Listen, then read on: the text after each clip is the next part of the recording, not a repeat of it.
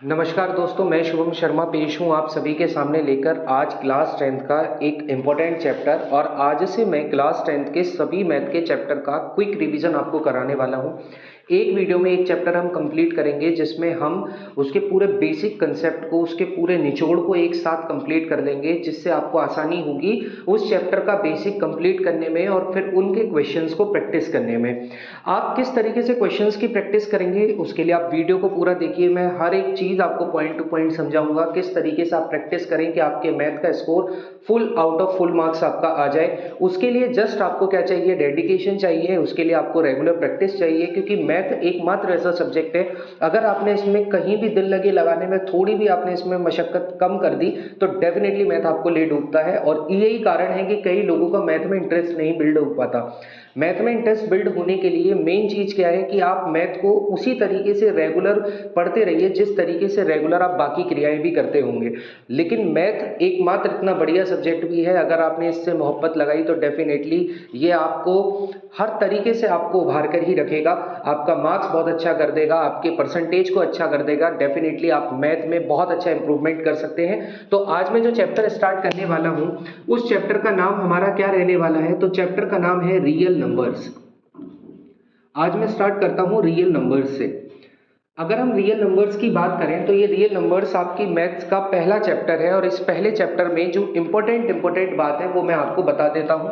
सबसे पहले अगर मैं रियल नंबर की बात करूं तो थोड़ा सा हमारा इसका इंट्रोडक्शन रहने वाला है। इंट्रोडक्शन में हम बहुत सारे नंबर्स के बारे में नहीं, जो इंपॉर्टेंट हमारे क्लास 10th के लिए हैं वो सारे नंबर मैं आपको बताने वाला हूं। इसके साथ साथ इंट्रोडक्शन के बाद फिर हम रेशनल और इरेशनल की कहानी को समझने वाले हैं कि रेशनल और इरेशनल किस तरीके से आपको इनके बारे में आइडिया लगेगा, वो सारी चीजें मैं आपको समझाने वाला हूं। फिर तीसरी चीज आप इसी में ही आगे क्या पढ़ेंगे, आप इसमें आगे पढ़ेंगे HCF एंड LCM के बारे में।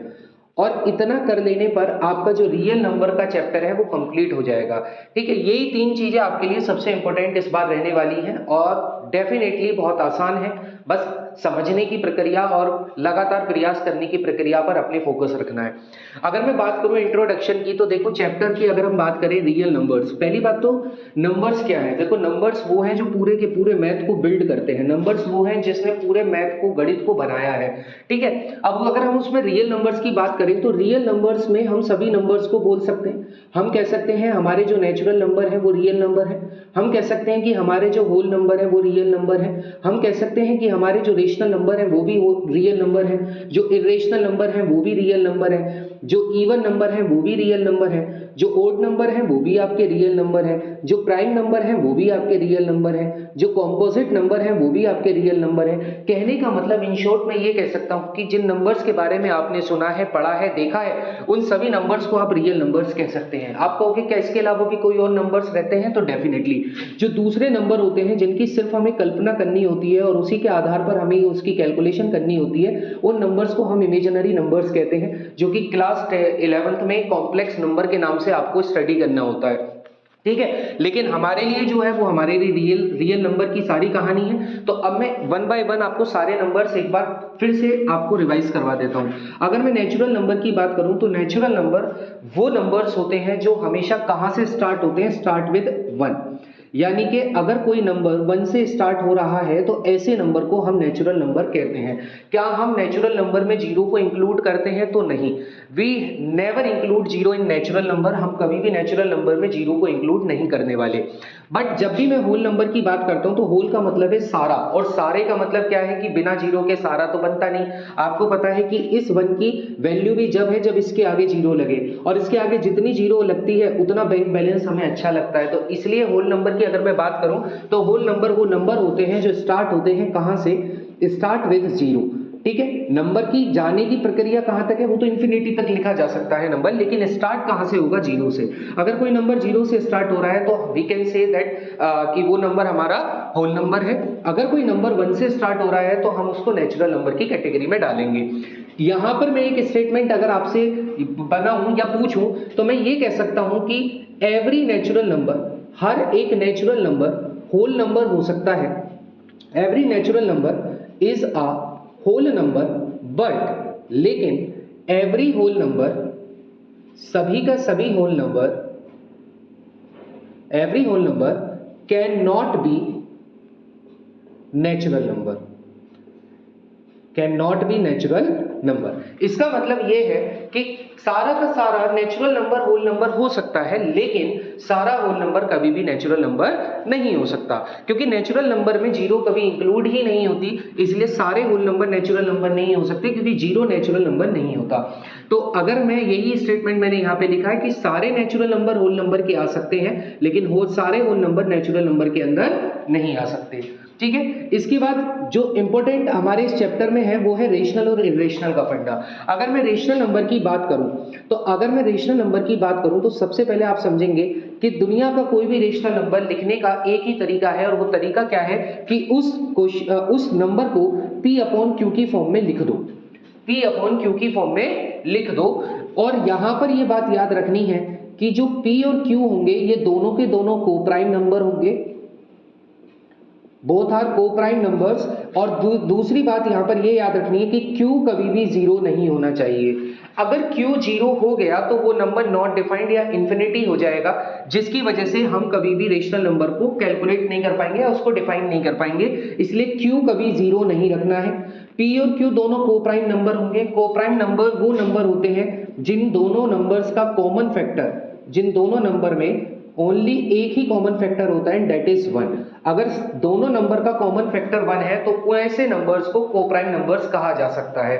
ठीक है, कोप्राइम का मतलब ये नहीं होता कि दोनों नंबर ही प्राइम होंगे। कोप्राइम का मतलब है कि नंबर कुछ भी हो, लेकिन उन दोनों में 1 कॉमन फैक्टर के अलावा कोई और कॉमन फैक्टर नहीं होना चाहिए। इसके बाद इरेशनल नंबर जस्ट इसका अपोजिट हो जाएगा। इरेशनल नंबर वो नंबर होगा which can not be written, जिसको आप नहीं लिख सकते, which can not be written, जिसको आप नहीं लिख सकते in the form of P upon Q, जिसको आप P अपॉन Q की फॉर्म में नहीं लिख सकते, ऐसे नंबर को आप इरेशनल नंबर कहते हो। अब इसके कुछ एग्जांपल्स मैं आपको बता देता हूं, इसलिए इन दोनों में यहाँ स्पेस कम होने की वजह से मैं यहाँ आपको बता रहा हूँ। जैसे पहले मैं रेशनल नंबर के एग्जाम्पल आपको बताता हूँ। रेशनल नंबर की अगर मैं बात करूँ तो सभी आपके जितने भी नंबर होंगे जो परफेक्ट स्क्वायर होंगे, जितने भी परफेक्ट स्क्वायर होंगे, ठीक है, जितने भी परफेक्ट स्क्वायर होंगे वो सारे के सारे आपके रेशनल नंबर होते हैं। लेकिन वहीं आपको याद रखना है जितने भी नॉट परफेक्ट स्क्वायर होते हैं, यानी कि जिनके स्क्वायर नहीं होते, ऐसे नॉट परफेक्ट स्क्वायर नंबर्स हमेशा इरेशनल नंबर होते हैं। ठीक है, अगर मैं यहाँ पर एग्जांपल दूं, जैसे मैंने √4 लिखा, √16 लिखा, √5 to 4 लिखा, 5 to 9 लिखा, ऐसे ही √6, 7, 6 लिखा और सो ऑन। ये जितने नंबर मैंने यहाँ पे लिखे हैं ये सारे के सारे नंबर क्या हैं, आपके सारे के सारे नंबर परफेक्ट स्क्वायर है। और अगर परफेक्ट स्क्वायर नंबर मौजूद होते हैं तो उसका स्क्वायर रूट हमेशा रेशनल नंबर ही होने वाला है। वहीं अगर मैं नॉट परफेक्ट स्क्वायर की बात करूंगा तो नॉट परफेक्ट स्क्वायर कौन से होंगे, जैसे आपने कहा √7, आपने कहा √6, आपने कहा √12। अब आप कहोगे ये जो 7 है ये तो प्राइम नंबर है, लेकिन 6 जो है वो कंपोजिट नंबर है, 12 भी आपका कंपोजिट नंबर है। तो ये जो 7 है, ये जो 6 है, ये जो 12 है, ये सारे के सारे ऐसे नंबर हैं जो परफेक्ट स्क्वायर नहीं है। आप मुझे बताओ 12 किन दो सेम नंबर के स्क्वायर से बनाया जा सकता है? नहीं बनता। आप तो देखो, आप 4 को लिख सकते हो 2 into 2, आप 9 को लिख सकते हो 3 into 3, आप 16 को लिख सकते हो 4 into 4, लेकिन किसी का भी स्क्वायर, किसी की भी सेम नंबर में मल्टीप्लाई करके हम 12 कैसे लिख देंगे? नहीं लिख पाते ना। अगर हमें ये 12 लिखना है तो हमें इसके लिए भी दो इरेशनल नंबर की मल्टीप्लाई करनी पड़ती है। √12 की √12 में मल्टीप्लाई करूंगा, देन वी गेट 12, तब हमें ये 12 मिलता है। तो इसका मतलब ये जो 12 है ये नॉट परफेक्ट स्क्वायर है, 6 जो है वो भी नॉट परफेक्ट स्क्वायर है, और 7 जो है वो भी नॉट परफेक्ट स्क्वायर है। यहीं पर आपको एक बात और नोटिस कर लेनी है या नोट कर लेनी है कि अगर स्क्वायर रूट के अंदर आपको कभी भी प्राइम नंबर मिलेगा तो इट इज ऑलवेज इरेशनल, ये हमेशा इरेशनल ही होगा, ये कभी भी रेशनल नहीं होने वाला। अगर रूट के अंदर आपको प्राइम नंबर मिलता है तो वो हमेशा इरेशनल ही रहने वाला है। ठीक है, प्राइम नंबर की अगर मैं बात करूं, अब हम यहाँ आ जाते हैं अपने नंबर्स पर। ये एग्जांपल इंपॉर्टेंट है क्योंकि यहाँ से असर्शन रीजन में स्टेटमेंट बनाए जाते हैं।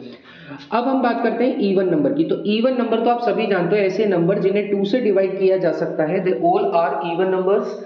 ऐसे ही अगर ऑड नंबर की बात करूं तो जो नंबर्स आपके डिवाइड नहीं होते, जो नंबर 2 से डिवाइड नहीं होते ऐसे नंबर्स आपके ओड नंबर होते हैं। एग्जांपल जैसे 1, 3, 5, 7, 9, 11, 13, 15 ये ऐसे नंबर हैं जो 2 से डिवाइड नहीं होते, इसलिए इन नंबर्स को ओड नंबर कहा गया है। 2 के अलावा किसी से भी डिवाइड हो जाए फर्क नहीं पड़ता, लेकिन अगर 2 से डिवाइड नहीं हो रहा देन वी से कि वो नंबर हमारा क्या होगा, ऑड नंबर होगा। प्राइम नंबर की कहानी और इंटरेस्टिंग है, क्योंकि प्राइम नंबर वो नंबर होते हैं जिनका एक ही फैक्टर होता है, ओनली वन इज फैक्टर, केवल उनका एक ही फैक्टर होता है और वो फैक्टर है 1। यानी कि ऐसा नंबर जो या तो खुद के टेबल में आए या 1 से डिवाइड हो। अब 1 से तो हर एक नंबर डिवाइड किया जा सकता है, तो आप इन शॉर्ट ये कह सकते हो ऐसा नंबर जो अपने टेबल के अलावा कहीं और दिखे ही ना आपको। अब ऐसे कौन से हो सकते हैं, तो ऐसे प्राइम नंबर जैसे 2 अपने टेबल के अलावा किसी और टेबल में नहीं दिखता। ऐसे ही 3 अपने टेबल के अलावा किसी और टेबल में दिखेगा ही नहीं, है ना। अब आप कहोगे 4 नहीं है, क्योंकि 4 जो है वो आपको कहाँ दिखेगा, देखो 4 आपको 2 से भी डिवाइड करता हुआ दिखेगा और खुद से भी डिवाइड होता हुआ दिखेगा। तो 4 के तो 2 फैक्टर बनेंगे, 2 भी होगा 4 भी होगा। और मैंने कहा जो नंबर सिर्फ खुद से ही डिवाइड हो सकता है, उसके अलावा किसी से नहीं, ऐसा नंबर क्या होता है, प्राइम नंबर होता है। ऐसे ही आपका 5 हो जाएगा, 7 हो जाएगा। याद रखना 9 आपका प्राइम नंबर नहीं है, क्योंकि 9 1 से डिवाइड भी हो जाएगा, 3 से भी हो जाएगा और खुद से भी हो जाएगा। तो 1 और खुद से वाली बात तो प्राइम नंबर के लिए है, लेकिन अगर वो 3 से डिवाइड हो रहा है तो वो नंबर प्राइम नंबर नहीं रहा। ठीक है, इस तरीके से सारे नंबर आप जो आगे लिखोगे वो सारे के सारे नंबर प्राइम नंबर कहलाएंगे। प्राइम नंबर की एक खासियत आपकी ये भी है कि इन नंबर्स में या तो इनका फैक्टर 1 होता है या ये खुद के टेबल में ही आते हैं, बाकी किसी में आपको नहीं दिखते। दूसरी बात याद रखनी है, 1 इज नॉट प्राइम नंबर। एक कभी भी प्राइम नंबर नहीं होता, एक कभी भी प्राइम नंबर नहीं होता। 1 इज नॉट प्राइम नंबर। क्यों नहीं है, क्योंकि प्राइम नंबर की डेफिनेशन ही है कि 1 उस नंबर का फैक्टर होना चाहिए, तो 1 तो खुद ही एक फैक्टर है, तो इसलिए 1 कभी भी प्राइम नंबर नहीं कंसीडर किया जाता।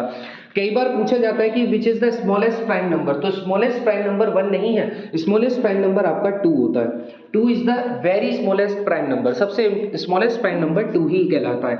बात करें कंपोजिट नंबर की, कंपोजिट नंबर इन सभी नंबरों में आपने जितनी भी चीजें पढ़ी, अब कंपोजिट नंबर को ध्यान से समझना।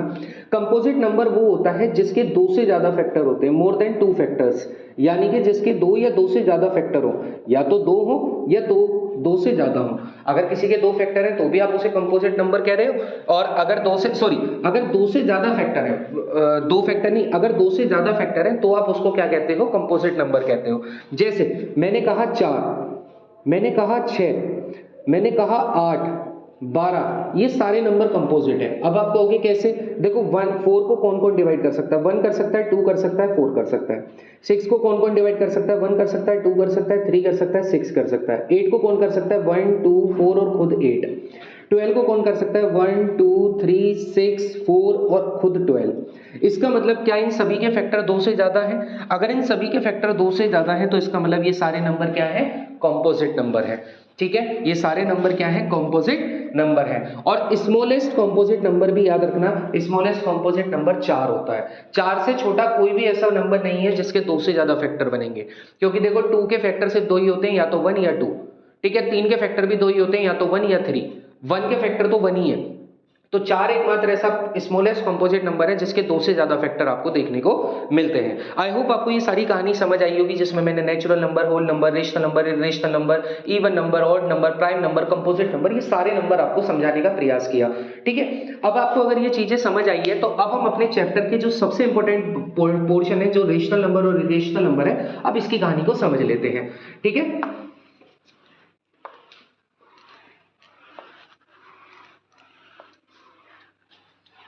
देखिए, अब अभी मैंने आपको बताया कि रेशनल नंबर जो नंबर होते हैं, इनकी पहचान होती है कि रूट के अंदर अगर कोई भी परफेक्ट स्क्वायर है तो हम उसको रेशनल नंबर कहेंगे। आप ये मत सोचना कि परफेक्ट स्क्वायर के अलावा कोई और नंबर आप रेशनल नंबर नहीं ले सकते, लेकिन चैप्टर में जो इंपॉर्टेंट कहानी है वो इसी की है कि अगर रूट के अंदर कोई परफेक्ट स्क्वायर मिल गया तो रेशनल नंबर कहलाएगा। बाकी तो आप इसको भी कह सकते हो, 2 को रेशनल नंबर कह सकते हो, 1/2 को कह सकते हो, 0.5 को रेशनल नंबर कह सकते हो। ठीक है, 1:1/2 को रेशनल नंबर कह सकते हो। रेशनल नंबर इन सभी को कहा जा सकता है, लेकिन मेरी कहानी इंपॉर्टेंट है ये वाली कि परफेक्ट स्क्वायर अगर मुझे रूट के अंदर मिलेगा तो मैं उसको रेशनल नंबर ही मानकर चलूंगा। लेकिन वहीं अगर मुझे इरेशनल नंबर मिला तो उस इरेशनल नंबर की कहानी होती है, पहली क्या कि एक तो ये कभी भी परफेक्ट स्क्वायर नहीं होता, रूट के अंदर कभी भी परफेक्ट स्क्वायर नहीं होता। दूसरी कहानी रूट के अंदर प्राइम नंबर होगा, रूट के अंदर प्राइम नंबर होगा। तीसरी कहानी non terminating decimal. Non terminating decimals वो डेसिमल होते हैं जो पॉइंट के काफी प्लेसेस के बाद भी पूरी की तरह से डिवाइड नहीं होते, ऐसे डेसिमल्स को हम नॉन टर्मिनेटिंग डेसिमल्स कहते हैं। नॉन टर्मिनेटिंग डेसिमल्स की अगर मैं आपको बात बताऊं, जैसे आपने 20 को 3 से डिवाइड करने की कोशिश करी, आप कभी भी इसको डिवाइड करना, ये कभी भी कंप्लीट डिवाइड नहीं होता। क्यों नहीं होता? क्योंकि पॉइंट के बाद इसके प्लेसेस चलते जाते हैं और सेम नंबर रिपीट होता चला जाता है। अगर मैं 20 को 3 से डिवाइड करता हूं तो 6.6666 और ये आपका इनफाइनाइट टाइम्स तक चलता जाता है। तो इसलिए ऐसे नंबर्स को हम नॉन टर्मिनेटिंग डेसिमल्स कहते हैं, जो पॉइंट के काफी प्लेसेस तक भी डिवाइड नहीं होते। ठीक है, और इनको डील करने के लिए हम कैसे लिखते हैं इसको? 6 के ऊपर बार लगा देते हैं। क्लास 9th में सॉल्व किया होगा आपने कि ऐसे नंबर्स को p अपॉन q की फॉर्म में कन्वर्ट करने के लिए, तो 6.6 बार, इसका मतलब क्या है कि ये नंबर नॉन टर्मिनेटिंग डेसिमल है, और जितने भी नॉन टर्मिनेटिंग डेसिमल है वो सभी के सभी इरेशनल नंबर है। अगर non terminating decimal irrational number है तो यानी कि मैं यहां पर ये कह सकता हूं कि टर्मिनेटिंग डेसिमल जो होगा वो मेरा क्या होगा? रेशनल नंबर होगा। ठीक है, इसके बाद अब यहां पर इंपॉर्टेंट कहानी मैं यहां पर समझा देता हूं कि अगर आप किसी भी इरेशनल नंबर को किसी भी इरेशनल नंबर के साथ ऐड करते हो तो क्या होगा? अगर आप किसी भी इरेशनल नंबर को किसी भी इरेशनल नंबर के साथ मल्टीप्लाई करते हो तो क्या होगा? इन दोनों के आपके जो रिजल्ट है वो क्या आएंगे? अगर आप किसी इरेशनल नंबर को इरेशनल नंबर के साथ ही ऐड करोगे तो उसकी वैल्यू क्या आएगी?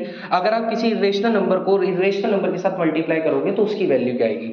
अब जब मैं इरेशनल नंबर की बात करूंगा तो आप हमेशा 2-3 नंबर याद रख लो, जैसे √2, √3, √5, √7, ये सारे इरेशनल नंबर है। ठीक है, रेशनल में तो आप कुछ भी याद रख लो, इनको छोड़कर जो नॉट परफेक्ट स्क्वायर है, जो प्राइम नंबर है, जो नॉन टर्मिनेटिंग डेसिमल है, इन तीनों को छोड़कर कुछ भी नंबर डिसाइड कर लो, वो तो आपका रेशनल ही हो जाएगा। अब मैंने कहा अगर मैं इरेशनल को इरेशनल से ऐड कर दूं, आप कहो अगर मैंने √2 को √2 में ऐड कर दिया, भाई सेम को सेम में भी ऐड कर सकता हूं, या फिर मैंने √3 को √2 में ऐड कर दिया, क्या इन दोनों के एडिशन से क्या ये नंबर रेशनल हो सकता है? अब आपने ये कहानी पढ़ी है कि पहली बात, जब भी आप किसी भी इरेशनल को इरेशनल में ऐड करते हो तो ये एडिशन केवल तब हो सकता है जब दोनों नंबर सेम हो। यानी कि अगर इस रूट के अंदर 2 लिखा हुआ है तो अगला नंबर भी √2 ही होना चाहिए, तभी वो ऐड हो सकता है, वरना वो ऐड भी नहीं होगा और सब्ट्रैक्ट भी नहीं होगा। जैसे यहां पर है, यहां पर दोनों नॉट परफेक्ट स्क्वायर हैं लेकिन दोनों अलग नंबर हैं, इसलिए इनका एडिशन नहीं होगा, इनको आपस में ऐड नहीं करोगे, इसका आउटपुट यही रखोगे √3 + √2। इसकी वैल्यू अगर आप सॉल्व करते हो तो वो बात अलग है, जैसे √3 को 1.71 ले लेते हैं, √2 को 1.41 ले लेते हैं, देन भी हम ऐड करना चाहें तो वो बात अलग हो जाएगी। लेकिन मैं यहाँ पर जो समझा रहा हूँ वो ये है कि अगर मैं √2 को √2 के साथ ऐड करूंगा तो मेरा आउटपुट आएगा 2√2, यहां ये एडिशन यही देगा मेरे को रिजल्ट। तो इसका मतलब है जब तक ये रूट की वैल्यू यहां से नहीं हट रही है तब तक ये मेरा रिजल्ट हमेशा क्या बना रहेगा? इरेशनल बना रहेगा। तो इसका मतलब क्या है कि इरेशनल नंबर को जब भी इरेशनल नंबर में ऐड करूंगा तो मुझे जो रिजल्ट मिलेगा वो क्या मिलेगा? इरेशनल नंबर मिलेगा। याद रखना, सेक्शन रीजन में आने की पूरी चांसेस हो सकते हैं इस क्वेश्चन के, इसलिए मैं बता रहा हूं कि जब भी आप किसी इरेशनल नंबर को इरेशनल नंबर से ही ऐड करते हो तो उसका रिजल्ट हमेशा इरेशनल नंबर ही मिलता है। ठीक है, इसके बाद अगर आप किसी इरेशनल नंबर की इरेशनल नंबर में मल्टीप्लाई करते हो तो कहानी आपकी पलट जाती है। अब यहां पर भी मैं 2 एग्जांपल दिखाता हूं, यही 2 एग्जांपल ले लेता हूं। अगर मैं √2 की मल्टीप्लाई √2 में करूं और अगर मैं √3 की मल्टीप्लाई √2 में करूं, भाई अगर मैं √2 की मल्टीप्लाई √2 में करूंगा तो आपको पता है जब सेम रूट के साथ मल्टीप्लाई करता है तो रूट हट जाता है and answer is 2, answer is 2। But जब रूट के अंदर वैल्यू अलग अलग होती है तो मल्टीप्लाई तो हो जाती है पर रूट के अंदर ही उसको लिखना पड़ता है, 3 × 2 = 6। और मैंने कहा 6 नॉट परफेक्ट स्क्वायर है, अगर नॉट परफेक्ट स्क्वायर है तो इसका मतलब ये क्या होगा? Irrational number. 2 आपका क्या है? 2 तो आपका नेचुरल नंबर है, तो इसका मतलब ये क्या हो जाएगा? Rational number. तो अगर 2 रेशनल नंबर आया, √6 इरेशनल नंबर आया, यानी कि अगर मैं इरेशनल की मल्टीप्लाई इरेशनल में ही कर रहा हूं तो मुझे एक रिजल्ट रेशनल का मिला और एक रिजल्ट इरेशनल का मिला। तो इससे मैं ये कह सकता हूं कि वो आपका मे बी रेशनल भी हो सकता है और इरेशनल भी हो सकता है। अगर आप किसी रेशनल नंबर की मल्टीप्लाई इरेशनल नंबर की मल्टीप्लाई इरेशनल में ही करते हो तो वो रेशनल भी आ सकता है और इरेशनल भी आ सकता है। ठीक है, आई होप आपको ये चीज समझ आई होगी। अब लास्ट एक चीज और मैं समझा देता हूं, अगर किसी रेशनल नंबर को मैं इरेशनल नंबर में ऐड करूं तो मेरा रिजल्ट क्या आएगा। तो याद रखना, जब भी आप किसी रेशनल नंबर को इर्रेशनल में ऐड करोगे तब भी आपका जो रिजल्ट आएगा वो क्या आएगा, इर्रेशनल नंबर ही आएगा। आप √2 में 2 को ऐड करो तो आपको जो मिलेगा वो आउटपुट इर्रेशनल ही मिलेगा, क्योंकि √2 अपने आप को हटाने के लिए √2 की मल्टीप्लाई मांगेगा जो आपके पास मौजूद नहीं है। आप अगर सेम रूट की सेम रूट में मल्टीप्लाई करोगे देन आप इर्रेशनल को रेशनल बना सकते हो, वरना आप नहीं बना पाओगे। ठीक है, और यही कारण है जब हम रेशनलाइज करते हैं तो रेशनलाइज में जो डिनोमिनेटर होता है उसके रूट को इर्रेशनल से रेशनल में बनाने के लिए हमको क्या करना होता है, उसका ऊपर नीचे डिनोमिनेटर की मल्टीप्लाई करते हैं। ठीक है, तो ये सारी चीजें आपको समझ आई होगी, जिसमें रेशनल इर्रेशनल को मैंने थोड़ा सा अच्छे से आपको एलैबोरेट कर दिया है। ठीक है, ठीक है, स्क्रीनशॉट उतारने का काम अभी आपका बाद में है, अभी आप केवल और केवल मेरे साथ समझते जाओ। ठीक है, इसके बाद अब हम अगली कहानी पर आते हैं। अब हमारी अगली कहानी क्या होगी, अब एक हमारे से बहुत सारे क्वेश्चन ये आते हैं कि x की पावर n कैन या फिर can not and with digit 0। अगर किसी की पावर n है तो वो या तो 0 पर एंड हो जाएगी या 0 पर एंड नहीं होगी। अब इसको भी मैं समझा देता हूं। देखो, इसके लिए आपको एक बात याद रखनी है कि अगर किसी की पावर n है और इसकी एंड डिजिट अगर 0 है, इसकी एंड डिजिट अगर 0 है तो ये केवल तभी हो सकता है जब इसके पास 2 और 5 के दोनों के फैक्टर मौजूद होंगे। 2 और 5 के दोनों के फैक्टर अगर उसके पास मौजूद होंगे तो ही उस नंबर की पावर जो n है वो लास्ट उसकी डिजिट 0 हो सकती है। अब मैं इसको समझाता हूं। आपने कहा 5 की पावर n, क्या इसकी आखिरी डिजिट कभी भी 0 होगी? अब सुन लो, n को आप कुछ भी रख लो, n को आप कोई भी नंबर रखो, आप n को 1 रखो, 2 रखो, 3 रखो, अप टू डॉट डॉट, जितना चाहे उतना नंबर रख लो, लेकिन 5 की पावर n की आखिरी डिजिट कभी भी 0 नहीं आएगी, कभी भी इसकी लास्ट डिजिट 0 नहीं आएगी। अगर इसकी आखिरी डिजिट 0 नहीं आएगी, जबकि मैंने कहा कि 2 और 5 के फैक्टर उसके पास मौजूद होने चाहिए, भाई 5 में सिर्फ 5 का फैक्टर मौजूद है, 2 का फैक्टर मौजूद नहीं है। ऐसे अगर मैं आपसे कहूं 12 की पावर n, तो क्या ये कभी भी इसकी लास्ट डिजिट 0 होगी? नहीं होगी। आप 5 की पावर 1 कर रहे हो, 5 आ रहा है, 5 की पावर 2 कर रहे हो, 25 आ रहा है, 5 की पावर 3 कर रहे हो, 125 आ रहा है। हर बार उसकी आखिरी डिजिट 5 ही आ रही है, 0 नहीं आएगी। ऐसी 12 की पावर को अगर आप 12 की पावर 1 करोगे 12 आएगा, 12 की पावर 2 करोगे तो 144 आएगा, 12 की पावर 3 करोगे तो 1728 आएगा, आखिरी डिजिट 0 नहीं आएगी। क्यों नहीं आएगी? क्योंकि भैया अगर आप 12 को खोलोगे तो 4 इंटू 3 आता है, 12 को खोलोगे 4 इंटू 3 आता है, 4 को खोलोगे तो 2 इंटू 2 इंटू 3। इसका मतलब क्या है कि इसके पास 2 तो है, 5 नहीं है। 5 वाले के पास 5 तो है, 2 नहीं है। लेकिन अगर कोई नंबर आपको ऐसा मिल जाए, जैसे मैंने कहा 10 की पावर n, अब इसमें तो सोचने वाली बात ही नहीं है, इसकी आखिरी डिजिट हमेशा 0 ही आएगी। और इसके पीछे कारण क्या है कि इसके पीछे कारण ये है कि इस 10 के पास 2 और 5 दोनों फैक्टर मौजूद हैं। अगर किसी नंबर के फैक्टर 2 और 5 दोनों ही हैं तभी उसकी आखिरी डिजिट 0 हो सकती है, वरना उसकी आखिरी डिजिट 0 कभी नहीं होती। समझ आ गया ये वाला क्वेश्चन भी? तो बहुत बार ऐसे क्वेश्चन पूछ लिए जाते हैं तो उनका आंसर आपको इसी तरीके से देना होता है। ठीक है, अब अगली कहानी पर आते हैं। अगली कहानी हमारी आती है HCF और LCM की। जब मैं HCF और LCM की बात करता हूं तो HCF यानी कि इसको हम क्या कहते हैं, highest common factor, highest common factor. वही LCM का मतलब क्या होता है, least common multiple, least common multiple, least common multiple. तो HCF का मतलब है हाईएस्ट कॉमन फैक्टर और LCM का मतलब है लीस्ट कॉमन मल्टीपल।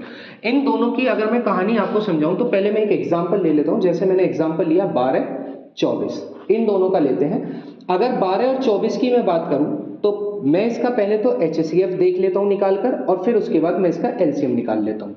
अगर मैं 12 और 24 का HCF निकालना चाहता हूं तो मुझे बताओ 12 के क्या क्या फैक्टर होंगे। आप कहोगे 12 का फैक्टर 1 होगा, 12 का फैक्टर 2 होगा, 12 का फैक्टर 3 होगा, 4 होगा, 6 होगा और उसके बाद खुद 12 होगा, यही होगा।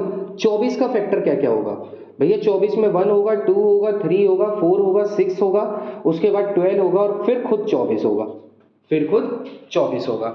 यानी कि ये फैक्टर जो है ये 12 के हैं, ये नीचे वाले फैक्टर जो हमने लिखे ये 24 के फैक्टर हैं। और अगर मैं इसमें कॉमन फैक्टर देखूं तो इन दोनों के कॉमन फैक्टर क्या क्या है, यानी कि ऐसे फैक्टर जो दोनों में मौजूद है। आप कहोगे 1 मौजूद है दोनों में, 2 मौजूद है दोनों में, 3 है, 4 है, 6 है और 12 है, यानी कि 1 2 3 4 6 और 12 इतने सारे कॉमन फैक्टर इसमें हैं। लेकिन क्योंकि हम HCF निकाल रहे हैं इसलिए HCF में हमें सबसे बड़ा कॉमन फैक्टर लेना होता है। तो 1 2 3 4 6 12 में सबसे बड़ा कॉमन फैक्टर क्या है, 12। तो इसका HCF क्या हो जाएगा, 12 हो जाएगा। 12 एक ऐसा नंबर है जो इन दोनों नंबर को डिवाइड कर देगा, यानी कि 12 से 12 को डिवाइड करोगे 1, 12 से 24 को डिवाइड करोगे 2। ये इसका इन दोनों में हाईएस्ट कॉमन फैक्टर होगा, ठीक है। यानी कि एक 12 इनका सबसे बड़ा कॉमन फैक्टर है जो इन दोनों को डिवाइड कर सकता है। बाकी इससे नीचे ही नंबर मिलेंगे, 12 से बड़ा कोई ऐसा नंबर नहीं है जो इन दोनों को डिवाइड करेगा। तो इसलिए ये सबसे बड़ा कॉमन फैक्टर बन गया। अब एलसीएम की कहानी समझते हैं। जब हम एलसीएम की बात करते हैं तो एलसीएम के लिए मैं प्राइम फैक्टराइजेशन कर लेता हूं। तो आप करोगे 2 6 2 से 12 बार, फिर 2 से करोगे 3 और 6, एंड देन फिर 2 से करोगे 3 और 3, एंड देन फिर 3 से कर दोगे 1 और 1। तो यहां पर आपको जो एलसीएम मिलेगा उस एलसीएम को अगर आप ध्यान से देखोगे तो 2 की पावर कितनी आ रही है 3, एंड 3 की पावर कितनी आ रही है 1। तो 8 3 24, यानी कि इन दोनों का जो लीस्ट कॉमन मल्टीपल होगा, मल्टीपल और फैक्टर में अंतर है। मल्टीपल वो है जो इनके टेबल में मिलेगा, जो इनके टेबल में मौजूद होगा, वो जो लीस्ट कॉमन मल्टीपल होगा, यानी कि HCF तो इन दोनों को डिवाइड करता है और एलसीएम क्या होता है, एलसीएम इन दोनों से डिवाइड हो जाता है। अब 12 से डिवाइड करके देखो 24 डिवाइड हो जाएगा 2 बार, 24 से 24 को डिवाइड करके देखो 1 बार डिवाइड हो जाएगा। तो लीस्ट कॉमन मल्टीपल का मतलब क्या है, जब आप 12 का टेबल लिखोगे तो इस तरीके से लिखना स्टार्ट करोगे, और जब 24 का लिखोगे तो 24 48, ठीक है। उसके बाद क्या होगा 24 3 72, 24 24 चौके 96, इस तरीके से लिखोगे। अब आप कहोगे, आप अब देखो 48 भी दोनों में कॉमन है, लेकिन मुझे क्या चाहिए, एलसीएम का मतलब है लीस्ट कॉमन, सबसे पहला जो छोटा कॉमन मिलेगा।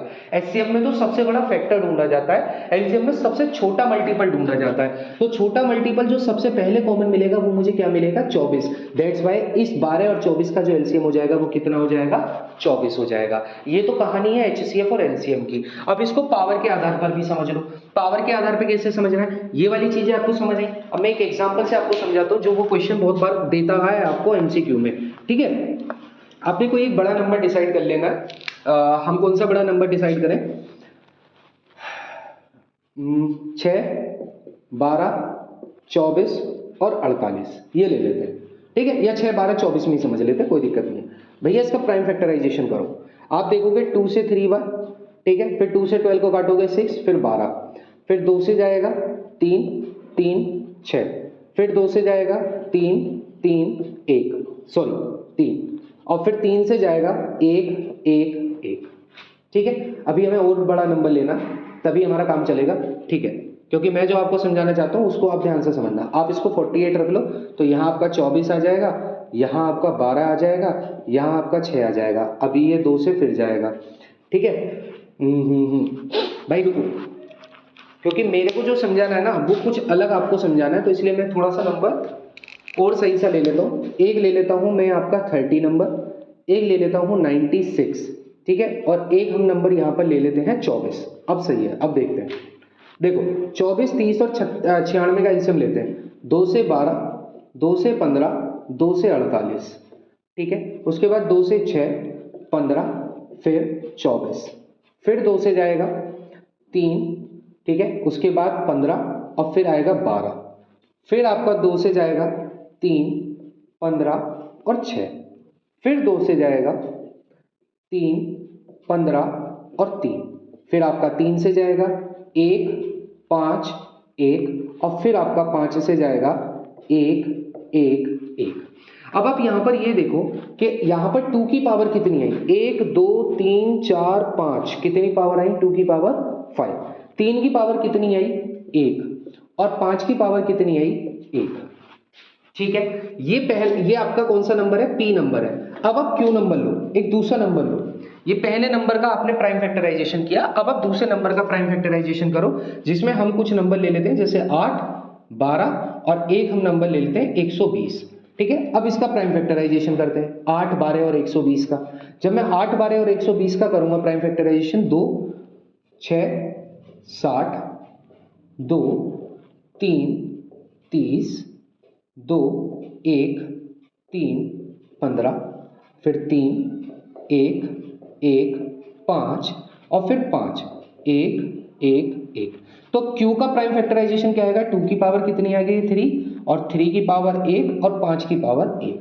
अब आप देखो, ये तो P का प्राइम फैक्टराइजेशन है, ये प्राइम फैक्टराइजेशन P का है, ये प्राइम फैक्टराइजेशन Q का है। अब मैं आपसे पूछूं कि what is the LCM of P और Q and what is the HCF of P and Q। आपको P और Q का LCM और P और Q का HCF बताना है।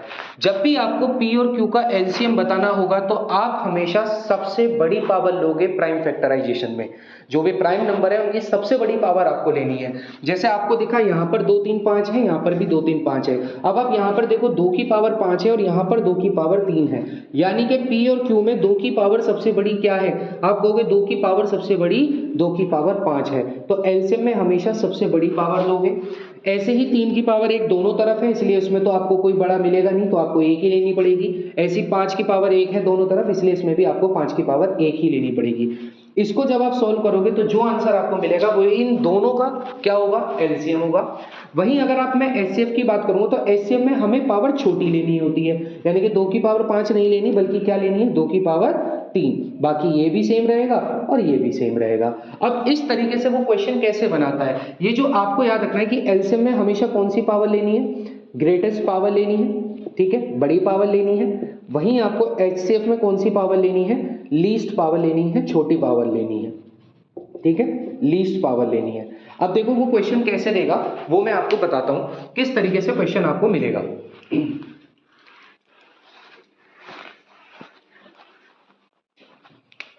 आपको क्वेश्चन ये दिया कि जो P है, जो P है वो x की पावर 3 मल्टीप्लाई y की पावर 2 मल्टीप्लाई z की पावर 5 है, और जो Q है वो x की पावर 2 y की पावर 3 और z की पावर 2 है।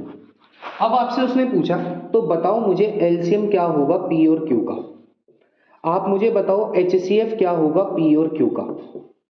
तो आप पता है क्या देखोगे, आप ये कहोगे भाई P और Q में अगर मुझे प्राइम फैक्टराइजेशन दिया गया है तो मैं एलसीएम के लिए सबसे बड़ी पावर देखूंगा फैक्टर की। आप मुझे बताओ x में सबसे बड़ी पावर क्या मिलेगी? x की पावर 3। y में सबसे बड़ी पावर क्या मिलेगी? y की पावर 3। z में सबसे बड़ी पावर क्या मिलेगी? z की पावर 5। तो P और Q का जो एलसीएम होगा वो ये होगा x क्यूब y क्यूब और z की पावर 5। वहीं जब मैं एचसीएफ की बात करूंगा तो मैं इनकी छोटी पावर लूंगा, लीस्ट पावर लूंगा। x की छोटी पावर क्या है? x की पावर 2। y की छोटी पावर क्या है? y की पावर 2। z की छोटी पावर क्या है? z की पावर 2। तो this is HCF and this is LCM.